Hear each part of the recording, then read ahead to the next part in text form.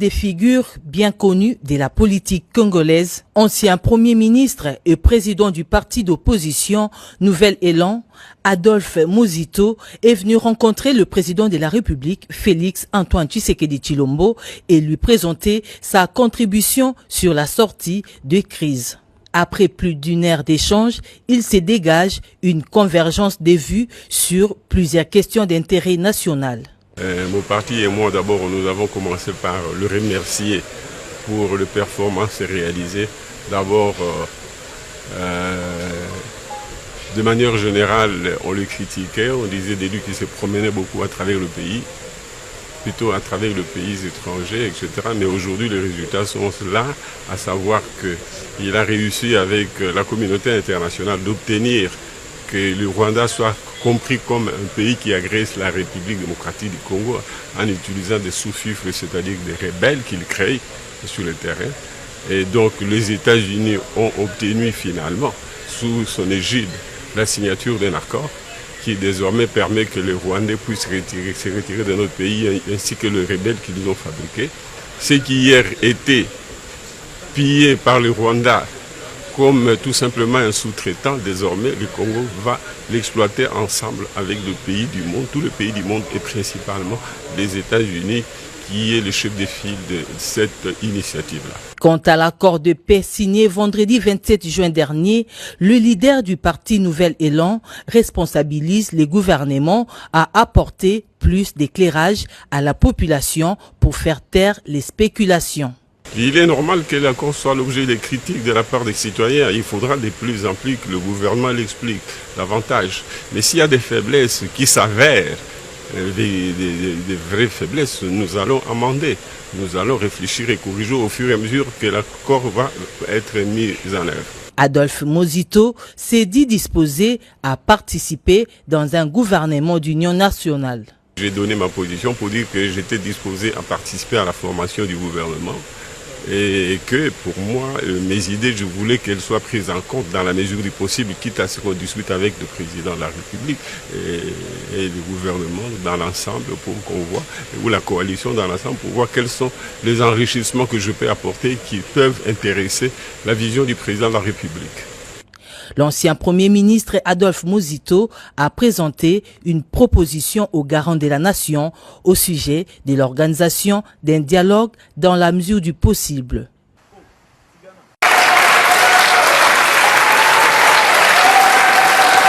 Merci.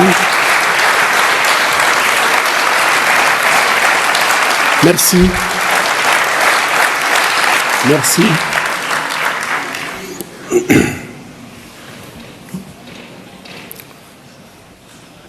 Monsieur le bourgmestre de la commune de Oyo-Lambert, Mesdames et Messieurs les membres du conseil communal,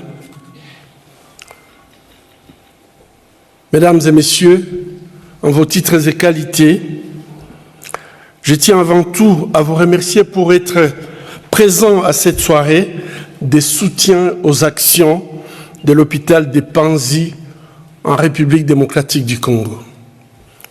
Votre soutien compte beaucoup pour nous, compte beaucoup pour les survivantes des violences sexuelles que nous prenons en charge à l'hôpital de Panzi. En cette veille du 65e anniversaire de l'indépendance du Congo, j'aurais pu vous parler du fait que notre pays n'est toujours pas réellement indépendant. Et comme l'avait affirmé à juste titre le pape François en 2023, lors de son dernier séjour à Kinshasa, après le colonialisme politique, un colonialisme économique tout aussi asservissant a été déclenché. J'aurais pu vous dire que la République démocratique du Congo est mal nommée. En effet, il ne s'agit pas d'une république, car la chose publique ou l'intérêt général n'a jamais été la préoccupation de nos dirigeants. Elle n'a rien non plus de démocratique, car il n'y a pas un état de droit ni une justice digne de ce nom.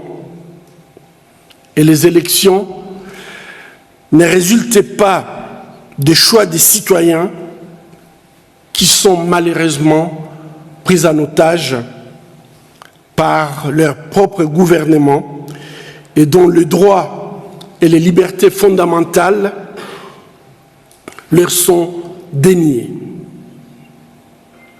Alors, que dire du Congo? Un pays confronté à une menace existentielle depuis 30 ans, de conflits armés et amputé depuis 3 ans des larges pans de son territoire dans le cadre d'une énième guerre d'agression et d'occupation. En effet, plus de 10 millions de nos compatriotes,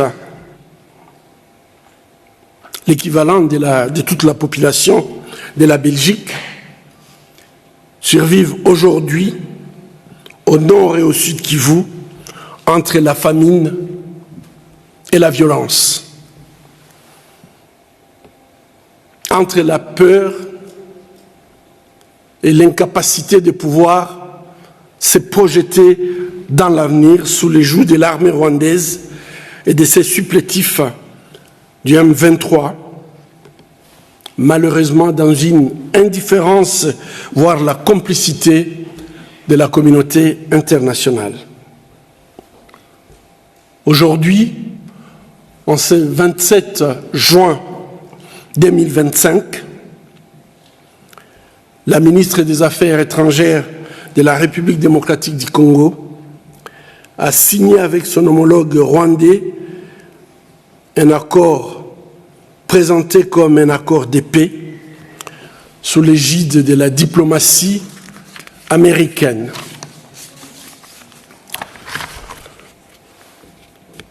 Je voudrais donc m'attarder avec vous sur cette actualité qui vise à mettre un terme à une crise sans précédent, engendrant une souffrance qui dépasse l'entendement depuis la résurgence du mouvement M23, un groupe armé soutenu directement et indirectement par le régime de Kigali depuis novembre 2021.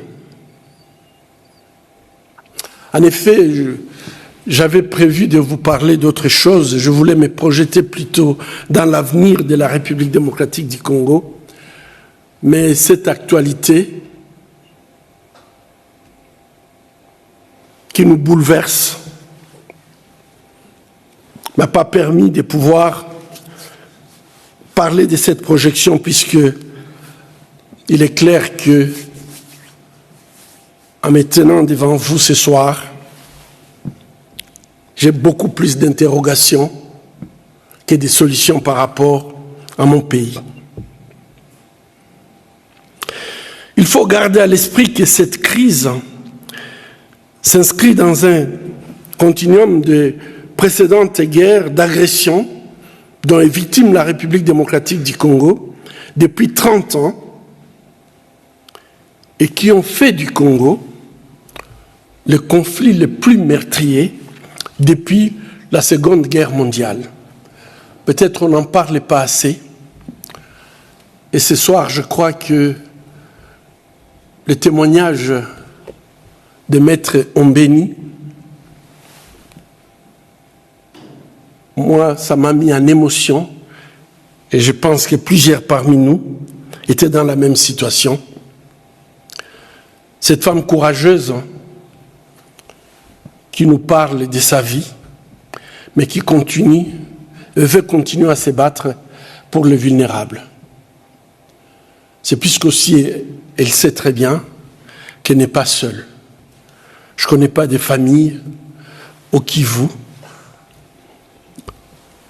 Je ne connais pas des personnes qui peuvent me dire « je ne connais pas une victime dans ma famille parmi mes amis, dans mon quartier ou dans mon école. Il y a ce qu'ils disent plus de 6 millions de morts, mais je crois que ce compteur s'est arrêté depuis 2014. Il n'y a plus personne qui compte. Je tiens aussi à rappeler qu'à l'exception de l'accord cadre d'Addis Abeba pour la paix, la sécurité et la coopération, signé en 2013, le précédent accord de paix de Sun City à Lusaka, en passant par Kampala et Goma, ont systématiquement été motivés par des intérêts à court terme, en ayant recours à des amnisties, à des promotions des seigneurs de guerre au sein des institutions de l'État et à l'intégration d'éléments de groupes armés dans les forces de défense et de sécurité congolaises, ainsi en sacrifiant la justice sur l'autel de la paix. La population congolaise a déjà pu faire le constat amer qu'à la fin de tout ce processus, ils n'ont obtenu ni la paix, ni la justice, et ces politiques ont eu un effet désastreux sur la protection civile, tout en créant un contexte propice des répétitions des conflits et des atrocités des masses. Mesdames et messieurs, nous devions donc aujourd'hui, exactement, le 27, nous réjouir d'une nouvelle initiative de paix pour faire taire les armes et mettre un terme à la souffrance de la population civile due à la guerre d'agression, d'occupation et des pillages des ressources naturelles que traverse la République démocratique du Congo. Mais une paix juste et durable ne peut se faire à n'importe quel prix. Depuis les débuts des pourparlers de paix facilités par l'État du Qatar et la déclaration des principes signée entre le gouvernement de la République démocratique du Congo et le gouvernement de la République du Rwanda sous l'égide de Washington en avril 2025, nous avons en maintes reprises averti l'opinion publique congolaise et la communauté internationale de notre scepticisme face au caractère opaque et non inclusif des négociations en cours. En effet, la transparence est de mise pour rétablir la confiance et avancer vers une feuille de route crédible aux yeux des populations fatiguées par des manœuvres de l'ombre, souvent dictées par des intérêts économiques et financiers étrangers à ceux de la population congolaise. Nos craintes, malheureusement, semblent avoir été fondées, car cet accord ne se base pas sur la reconnaissance par le médiateur qu'il y a un État agresseur d'un côté, et si je nomme le Rwanda, qui défie chaque jour le droit international.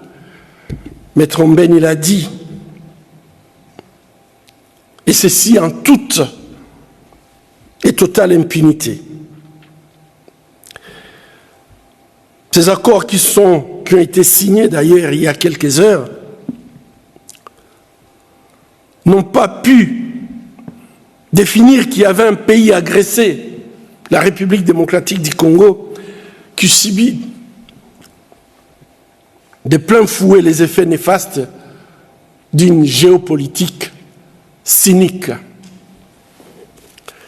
Si en apparence, l'accord de paix signé aujourd'hui semble se baser sur le respect de l'intégrité territoriale et prévoit la cessation des hostilités entre la République démocratique du Congo et le Rwanda, et que les deux parties au conflit sont amenées à s'engager à ne plus soutenir les groupes armés, les FDLR du côté congolais et le M23 du côté rwandais. Diverses dispositions de cet accord montrent que les graines de la prolongation du conflit sont déjà plantées.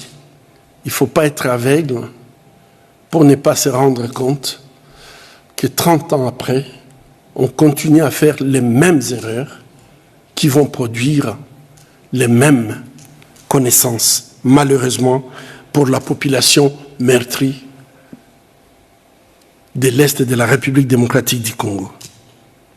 En effet, le retrait de l'armée rwandaise du territoire congolais, qui devrait être immédiat et sans condition selon les prescrits de la résolution 2773 du Conseil de sécurité des Nations Unies, adoptée à l'unanimité le 21 février 2025, semble dorénavant être conditionné à la neutralisation des FDLR par les truchements des mécanismes conjoints de sécurité entre la RDC et les Rwandais. Et ceci donc autorise de fait l'armée rwandaise à opérer sur le sol congolais. Mesdames et messieurs, chers compatriotes, je vis à l'est du Congo. Ce conflit a commencé dans l'hôpital où je prenais en charge les malades qui ont été massacrés. Le personnel qui les prenait en charge, massacré. Et 30 ans après, je ne sais pas répondre aux familles. Je ne sais pas dire aux familles de mes malades qu'est-ce qui s'était passé ce jour du 6 octobre.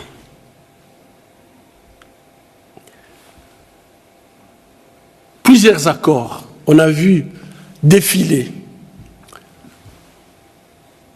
des opérations conjointes entre le Rwanda et la RDC pour détruire le clan des FDLR.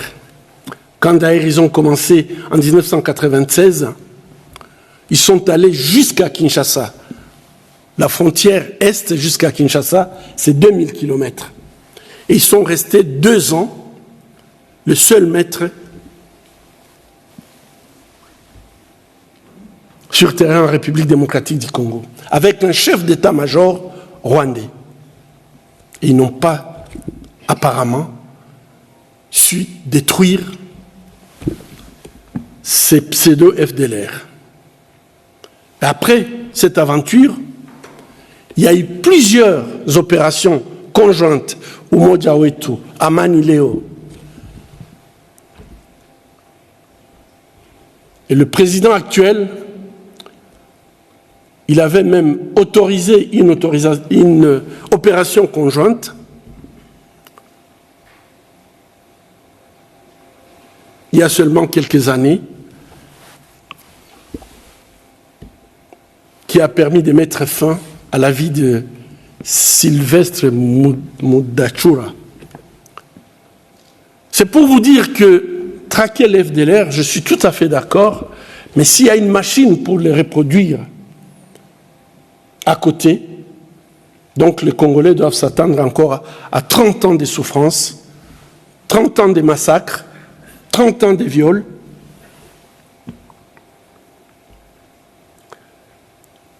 L'agresseur non sanctionné dans cette situation pourra donc poursuivre ses opérations dans le Kivu. Et aujourd'hui, avec cet accord, malheureusement, avec l'accord de la République démocratique du Congo. En outre, le démantèlement du M23, qui devrait être aussi sans condition, dépendra désormais des négociations parallèles qui se font à Doha, mais dont l'issue est incertaine, car dépendant largement du bon vouloir du Rwanda, qui bien sûr tire les ficelles de ces groupes armés, même s'il n'a jamais reconnu son soutien, alors que des preuves accablantes démontrent son contrôle direct sur ces rebelles. Je vous réfère à tous les rapports des Nations Unies par rapport au soutien de l'armée rwandaise à ces groupes armés qui désormais doit négocier avec la République démocratique du Congo, mais ceci va se faire au bon vouloir du Rwanda. Donc, on est très très loin des espoirs qu'avaient suscité ces négociations. Ainsi, nous pouvons dire qu'en signant cet accord, le régime de Kinshasa a abandonné sa souveraineté aux mains de forces d'agression et ainsi légitimise l'occupation et les opérations d'une armée qui nous a agressés, qui est à l'origine de la destruction de plusieurs millions de morts, des millions de femmes violées. Et aujourd'hui, plus de 7 millions de Congolais vivent sans abri, sont déplacés internes. Avec la diminution de l'aide internationale, nous savons tous bien ce qui va arriver.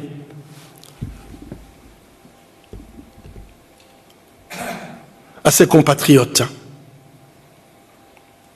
Mesdames et messieurs, le scandale ne s'arrête pas ici, car cet accord de paix, animé par une logique transactionnelle, comporte aussi des dispositions pour accélérer une intégration économique régionale, se basant notamment sur une cogestion des ressources naturelles du Congo avec le Rwanda. Un État agresseur à la base du pillage systématique des ressources minières depuis 30 ans. Désormais, ils vont le faire officiellement.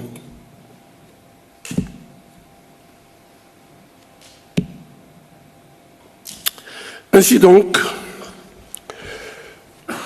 sous couvert de coopération économique et de sécurisation des chaînes d'approvisionnement en minerais et de création des chaînes de valeur intégrées et transparentes, là je reprends tout simplement les termes de l'accord signé aujourd'hui,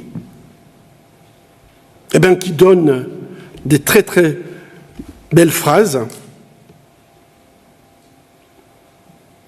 Malheureusement, les minerais congolais seront exportés, pour ne pas dire bradés, à l'état brut vers le Rwanda, qui procédera à la transformation et à l'exportation de produits semi-finis et finis vers le reste du monde. Pouvez-vous vous imaginer la situation dans laquelle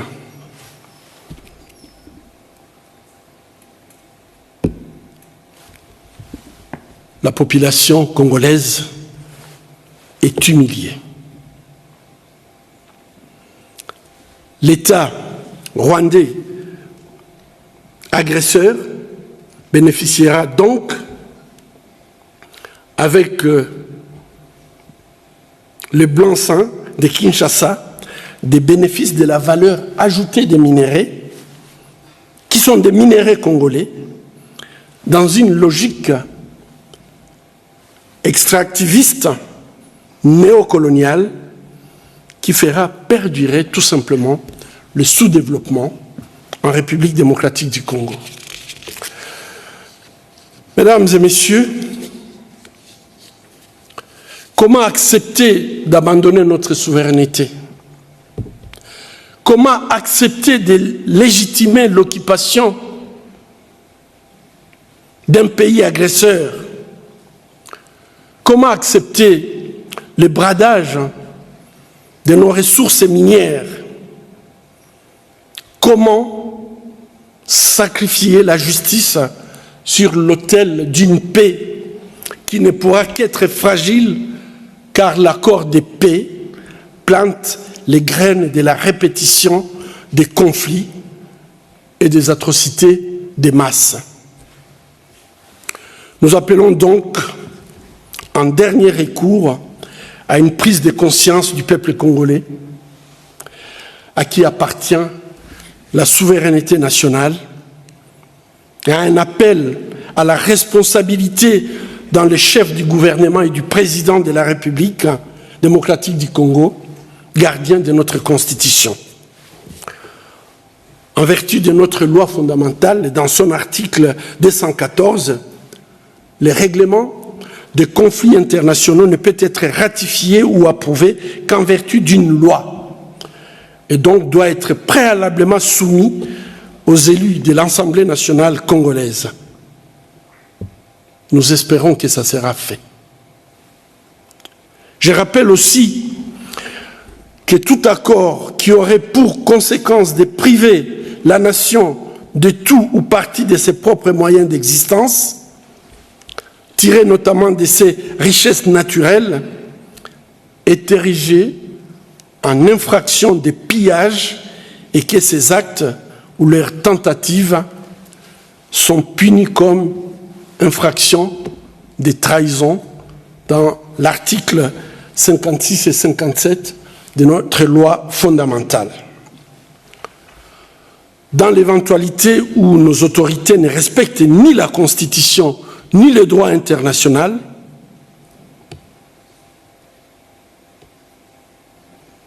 il me semble que le peuple congolais sera contraint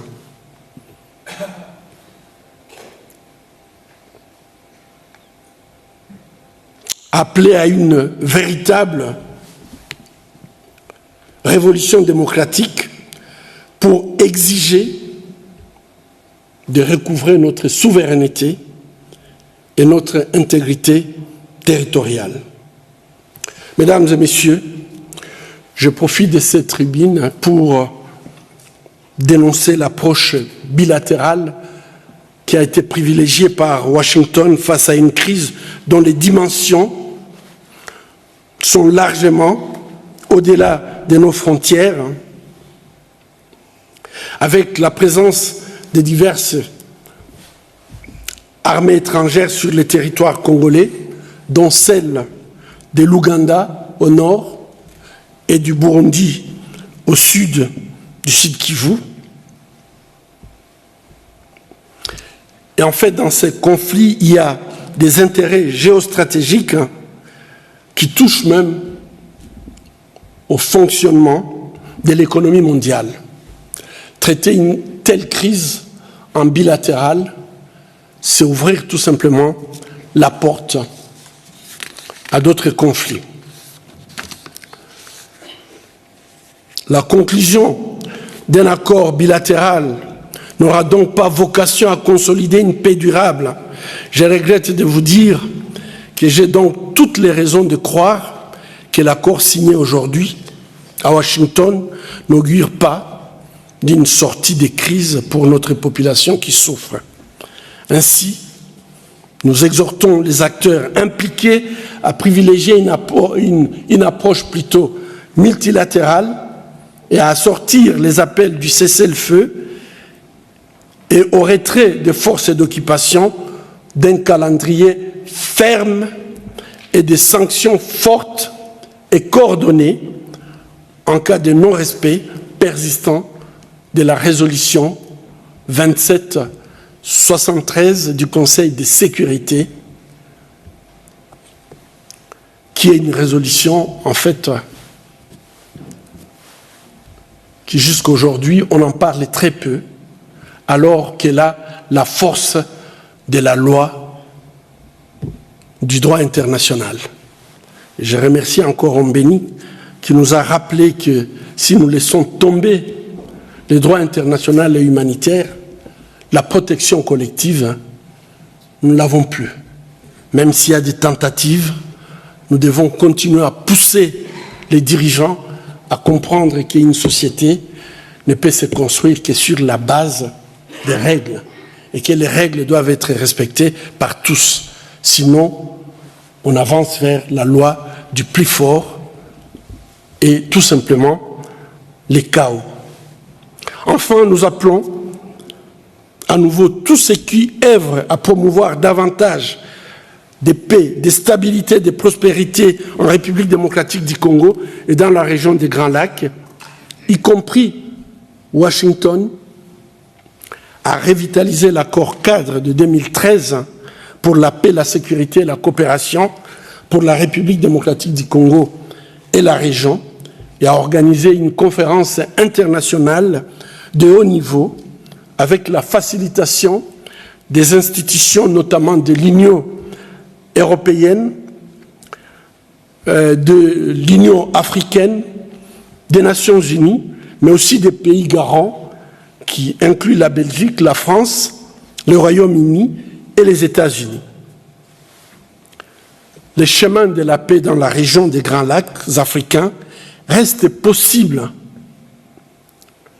si et seulement si les efforts en cours sont animés par la volonté politique des dirigeants de la région et par la bonne foi de toutes les parties impliquées dans la recherche d'une sortie des crises durable qui ne pourra pas faire l'économie de la justice. On a toujours dit il n'y a pas de paix sans justice. À défaut, les menaces existentielles auxquelles sont confrontées la nation congolaise risquent de se réaliser. Et j'ose croire